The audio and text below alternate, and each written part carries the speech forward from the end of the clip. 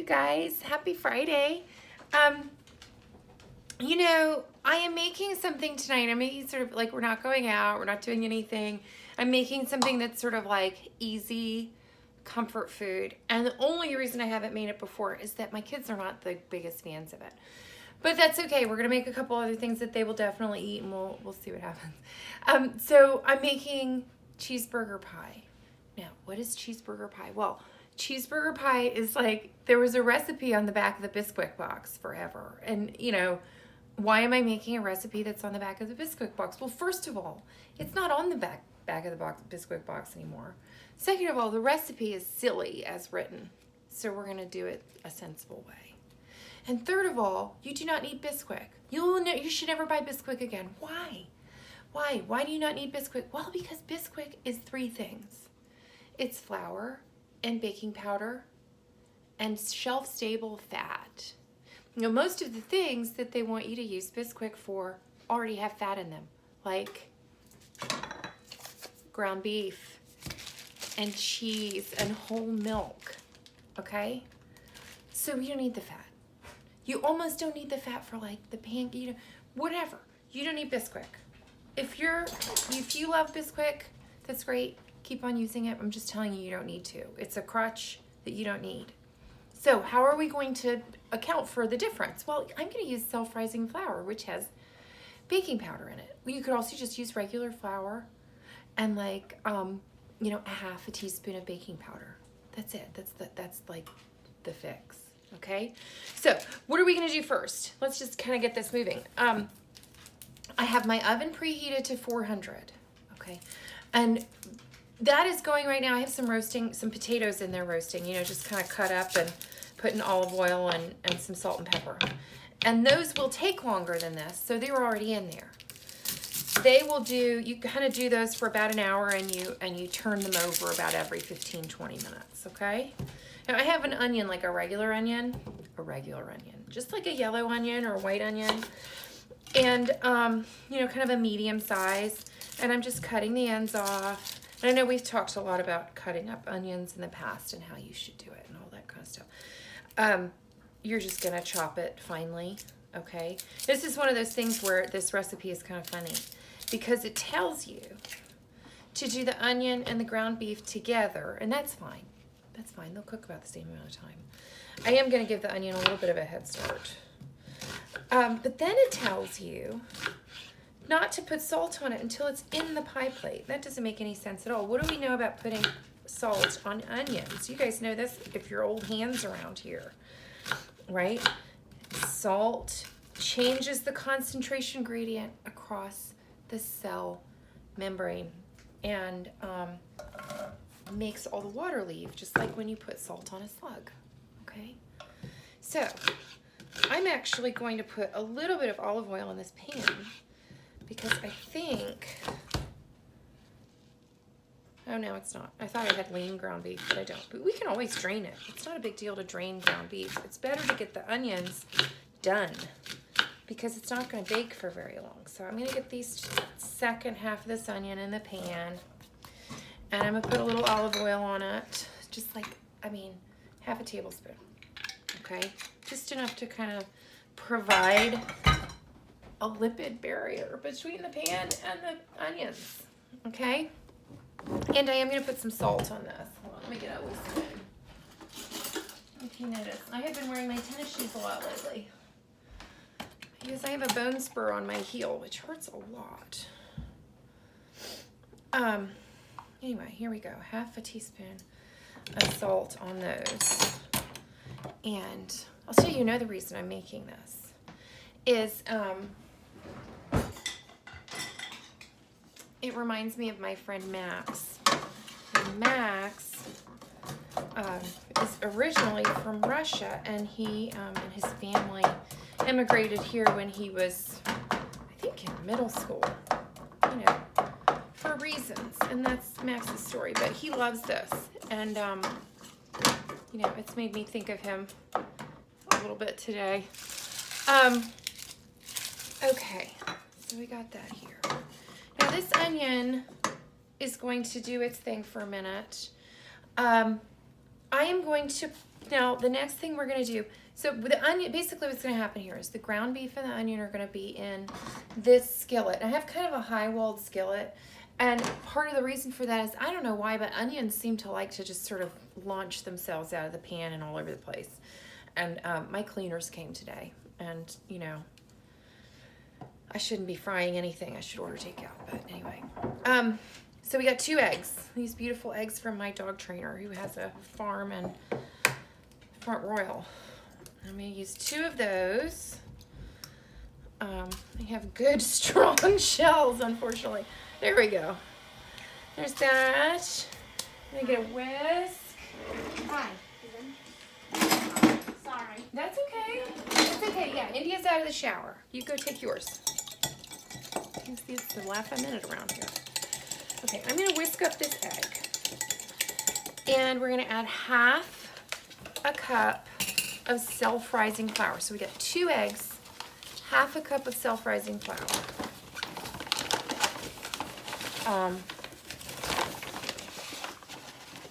And remember, what do we remember about the self-rising flour? It's a little finer because it's the soft summer wheat, not the hard winter wheat that is in most flour. So it like puffs up a lot.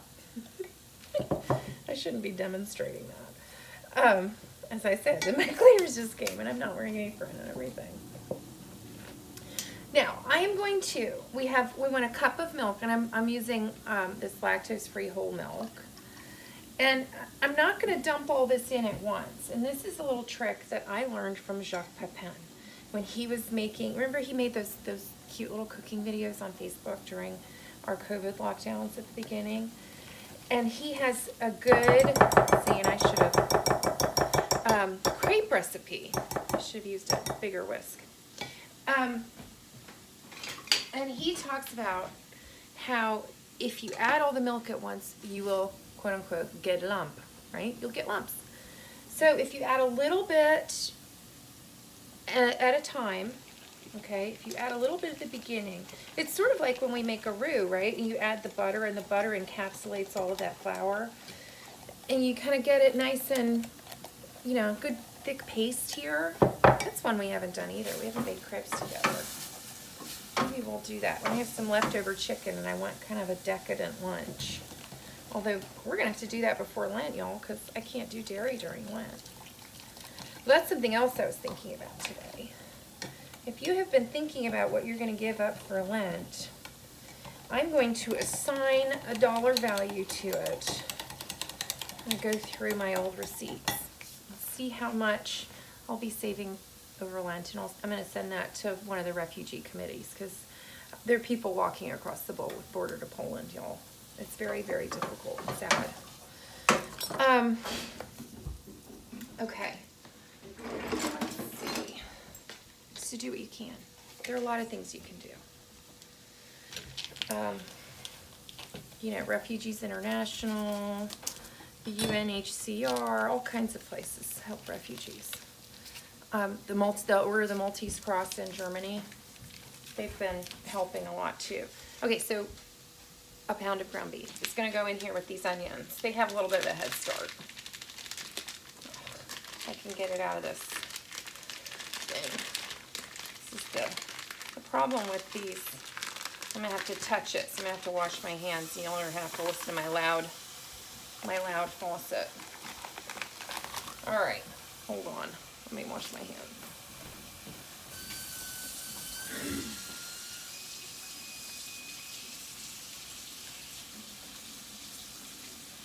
Okay. All right, I'm back. Now, you know, the other thing about that brick of ground beef is it's not as, it's really, really pasty. Unlike the stuff like you get that's in like the little tubes. Instant stuff. So you really have to break it up here. And you just kind of want to stir that around. I'm going to give that a little time to do its thing and break up. And now I've got the little batter here. The only other thing that's going to go in here, what is this? I've got like all this flour all over myself. And I've got my pan handle in the middle of everything, like G.I. Joe told us not to. Okay. And like I told myself not to a long time ago, and you, I was rewatching some of these videos so I could write down some of the recipes I hadn't done yet. And in the polenta one, we talk about sanitation with cheese. Fresh knife, fresh board, not the one with the onions on it. Because why? Because onions have a lot of sugar in them. And you're going to grow off. You're going to grow some mold on your cheese if you touch it with anything that's dirty. Okay? So we want half a block of, well, I say half a block. 4 ounces of cheddar cheese, okay? Which is half of one of those sort of normal blocks. And I'm gonna go ahead and shred that up, and the dog's gonna lose his mind trying to get at little tiny bits that fall near my feet. And then this is how we're gonna do this. When the beef is done, I need to pull out a pie plate too. I want you to use like a deeper pie plate, you know, not like the normal kind, not like the kind that I use when I'm frying, right? Not just like a receptacle. Not the kind we use. I'm just gonna do a big crashy mess down here. This kind of like deeper, okay? And when all this is done, I have my cheese done, I have my little batter ready, I have the beef and the onions need to finish up.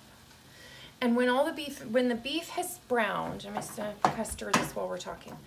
While the beef has browned, when the beef has browned and the onions are soft and everything is ready, we're gonna put the beef and the onions in the bottom of the pie plate, and we're gonna put the cheese on top of that, and then we're gonna pour over this, okay?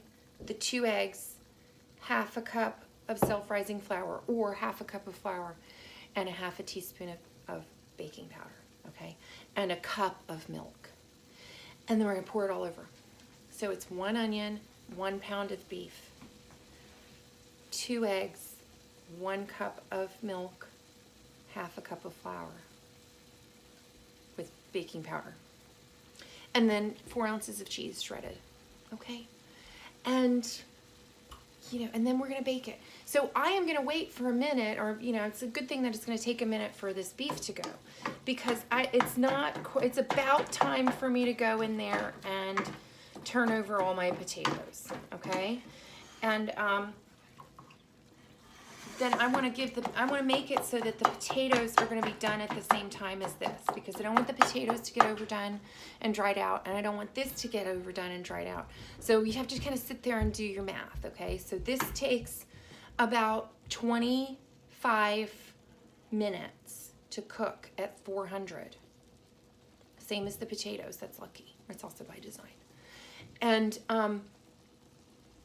you know, so once your potatoes have been in there for 35 minutes, right? That's when you put this in, okay? You got me? So I'm not gonna be able to finish all this up and show you the assembly, but you get it, right? It's beef in the pie plate, then the cheese, and then the batter. And you don't cover it. It's gonna form this really nice poofy thing. This was funny in the recipe too, it says to grease the pie plate. And if we're using beef, we don't need to grease the pie plate. The pie plate's gonna grease itself when you put the beef in there. Food for thought. So, enjoy your peaceful weekend.